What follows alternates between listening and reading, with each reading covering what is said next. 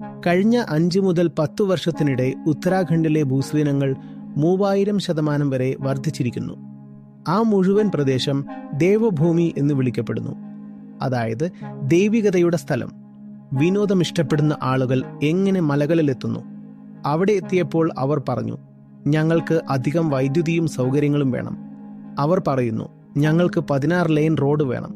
ശങ്കരാചാര്യർക്ക് 16 line road ഉണ്ടായിരുന്നു. ഈ ആളുകൾ തീർത്ഥാടന നഗരികളിലേക്കും ക്ഷേത്രങ്ങളിലേക്കും പ്രവേശിക്കാൻ യോഗ്യരാണോ? അവരെ അങ്ങോട്ട് കടക്കാൻ അനുവദിക്കേണ്ടതുണ്ടോ? ഇല്ല, അനുവദിക്കേണ്ടതല്ല. അവർ പറയുന്നു, ഞങ്ങൾക്ക് ഹെലികോപ്റ്റർ സർവീസ് വേണം. ഇപ്പോൾ റെയിൽവേയും വേണമെന്നാണ് പറയുന്നത്.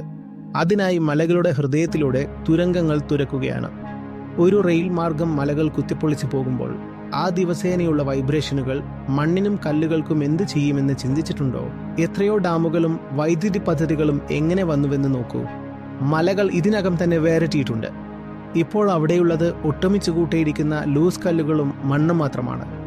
ഈ എല്ലാം വൈബ്രേഷനുകൾക്ക് വിധേയമാകുമ്പോൾ എന്താണ് സംഭവിക്കുക?